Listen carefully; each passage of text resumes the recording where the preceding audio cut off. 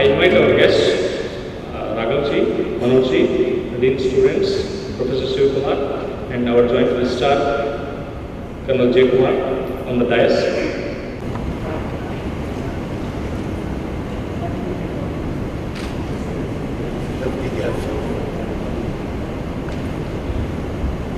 We'll start our program with invocation. Katyayini madam also, please, Katyayini madam, please come on the dais. We'll start the program with invocation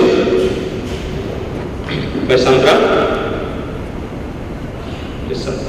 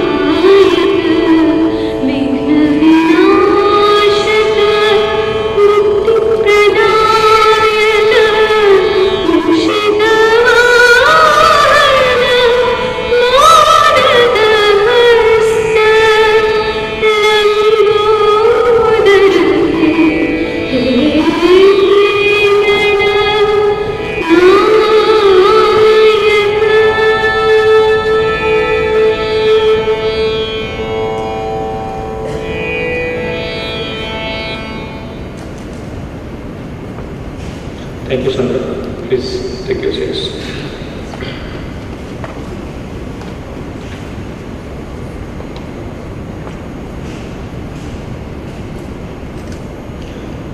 I will request our guests to light the lamp to commence the program, please.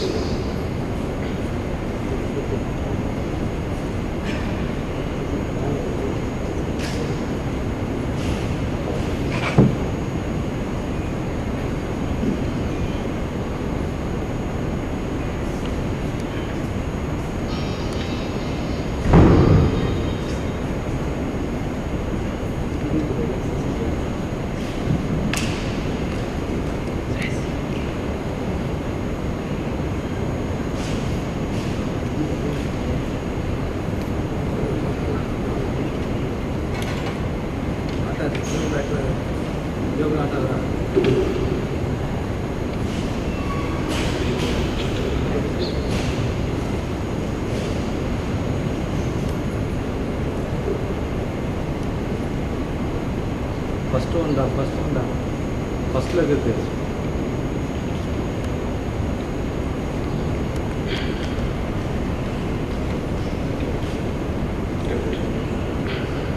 Thank you, sir. I request our volunteer Praveen to welcome our guest with fruit basket. Praveen. To Manoj sir, Manoj Pavitran ji.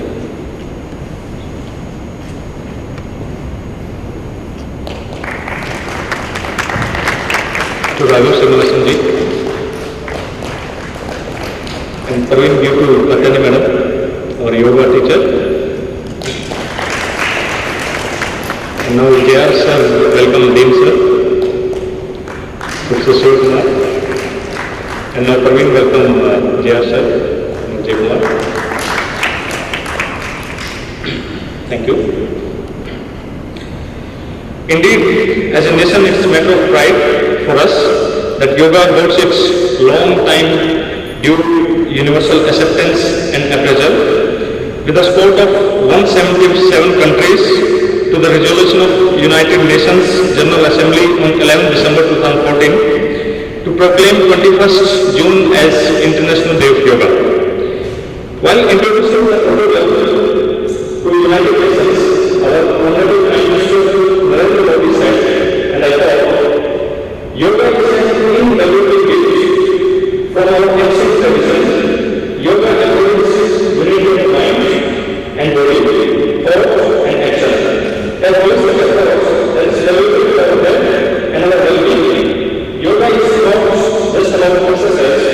It is a way to restore the self-centeredness with yourself, the world, and the nature." Unquote.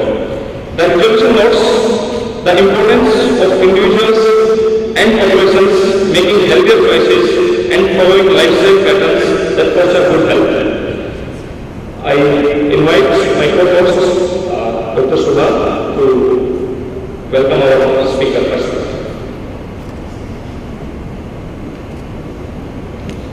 Good morning to all of you. Now I would like to introduce our first speaker, a dynamic and diversified personality, Mr. Shri Raghav Srinivasan. He completed his BTech in Computer Science in 1997 from IIT Madras. After securing All India first rank in CBSE 12th examinations and 33rd rank in IIT. He then moved to USA to pursue a master's degree at University of Massachusetts, following which he spent a decade at Oracle. Recently in 2013, he founded the Skyway Academy and is heading it as CEO. His academic interests are wide and wide, covering cosmology, evolution and behavioral sciences, genetics, neuroscience and economics. He enthusiastically relates himself to Ayurveda, yoga and Vedanta. He also pursues filmmaking and building construction.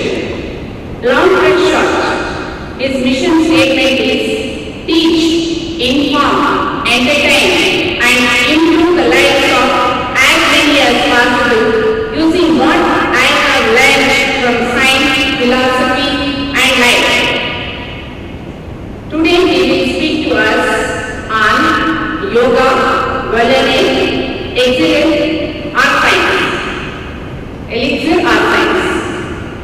So I welcome you, sir, for International Yoga Day. Thank you so much.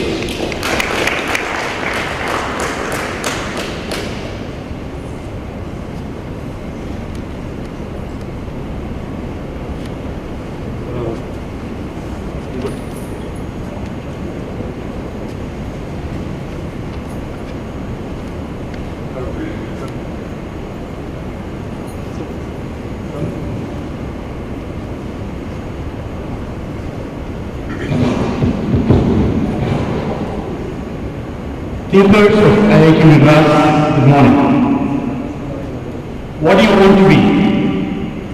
Blind, deluded, or smart? What do you like to be? A blind believer in all and everything yoga, regardless of the bizarre claims made by amateur yogis?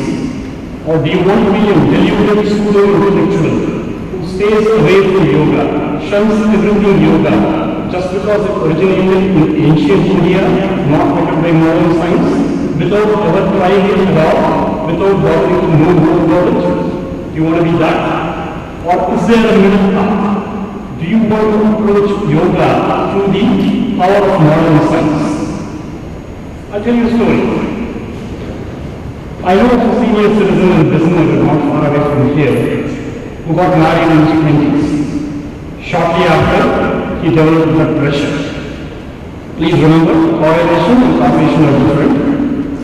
In his 30s, misery loves company. Cholesterol was high to his BP, sugars were high to both, and all three have a great party in his body.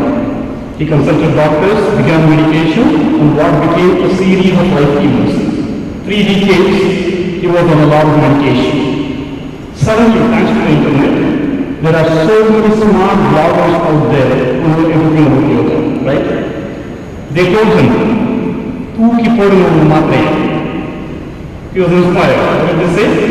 Get rid of your tablets. He did. After about a week, "Tu ki podanga," our body. Seriously happened. He died of a stroke from a ruptured blood vessel in his brain. Please remember, 4 decades of medicine becomes food to your body. It's not medicine. The problem? He associated yoga with purely physical exercises and diet trainings.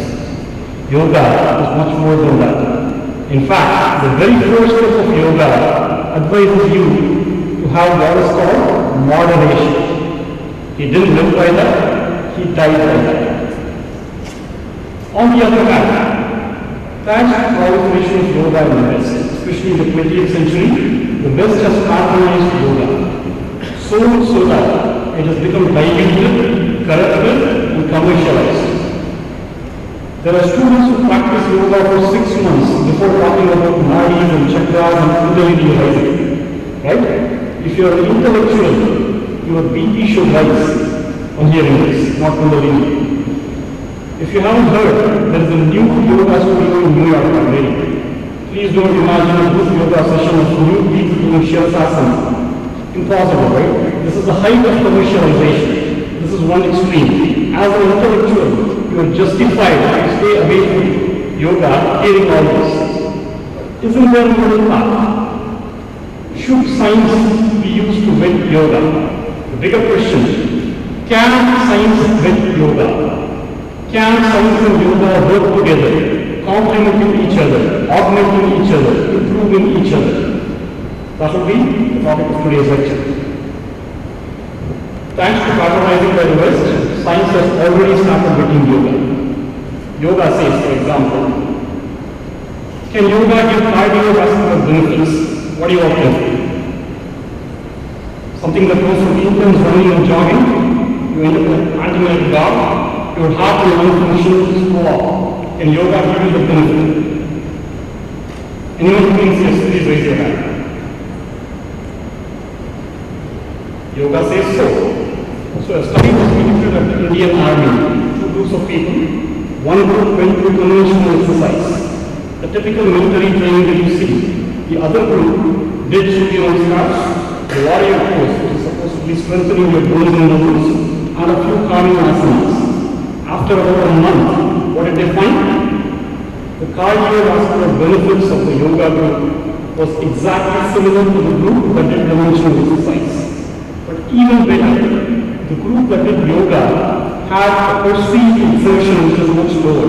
Imagine a military person who used to do all kinds of drills. An hour of the yoga session is too late work for them.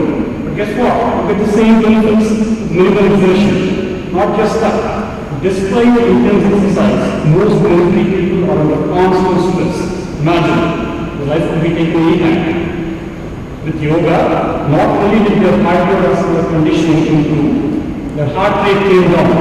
Their heart rate variability, the marker of long-term calmness, went up, which is good. Their cortisol levels came down. Beautiful, isn't it? Minimal exertion, similar benefits, better benefits. Yoga says, forward bending, for example, calms you down. It's useful for anxiety, depression, and all kinds of mental diseases. Hard to believe, right? Forward bending, I can understand what goes through my brain. Why should everything get cured? The study of Banaras University, again, 2 groups of students, 2 groups of volunteers. Group 1, antidepressants for a month. Classic serotonin SSRI-based antidepressants. Another group, what did they do? Forward bends, Brahmani meditation, Nadi Shodhana, all breathing techniques supposedly calming you. Results? The serotonin levels increase following these groups, but similar, without the side effects in the yoga group. The cortisol levels in the yoga group came down. The self-reported feeling good the patients reported at the end of the study was way much higher in the yoga group. Depressive people feel better than the common group. Soon after, the down is larger. High is good. The lower is even more. With yoga, you get benefits in both words. Dr. David Pavitran from Columbia University College of Medicine in New York has done extensive studies in anatomy, yoga, and breathing. Using science, you can now measure the tidal volume, amount of air that is taken with every yogic breath. Regular breath, we breathe in 1.5 liters of air. A single complete yogic breath gives you 2 liters, 4 times right away. Do 3 complete yogic breaths, your blood oxygen levels go up by 25%. Imagine 3 breaths, your oxygen levels go up by 25%. Your carbon dioxide levels come down by 20%, which is why some reported energy levels of long-term practicing yogis are unbelievable. They seem to have a very low life but a very high stamina. Dr. Kelly of Stanford University, she is a specialist in willpower, and she is also a specialist in yoga. Her number 1 recommendation is increasing your willpower and focus, balancing asanas and breathing exercises. Dr. Richard Davidson from the University of Investigating Minds, the Center for Investigating Minds at the University of Wisconsin-Madison, has studied the brains of long-term meditators over decades. What has he found? Our prefrontal cortex, one of the highest human brain parts, is very much thicker in long-term meditators. Think of long-term meditators as Schwarzeneggers of the mental world. If Arnold Schwarzenegger can boast a bicep, meditators can boast a thick prefrontal cortex. Not just that, it's preferentially developed on the left-hand side, which is a marker for happiness. On a scale of 1 to 10, you and I can experience everyday happiness. Happy people can be like 8 or 9 or 10. Long-term meditators with the prefrontal cortex are like 100 or 10, if there can be such a number. They seem to be in extreme ecstasy and bliss, confirmed by science. So science is increasingly making yoga and confirming a lot of its claims from a physical side. But is that all yoga is? Is yoga? What do you think yoga is? What you're going to do today, physical exercise, is one part of it. Is it all yoga is? Sage Patanjali, who formulated the Yoga Sutras, begins describing yoga in a simple line. The very first line of his treatise says, yoga is Chitta Vritti Nirodha. Chitta means consciousness, Vritta means modifications, Nirodha means removes. So what does yoga remove? The modifications of your consciousness. Please remember, it doesn't say it solves the problems of your body, the modifications of your health in your body. It does not say it solves the modifications of your mind, although some people interpret it that way. It precisely says it solves the modifications of your consciousness. The goal of yoga, Patanjali's yoga,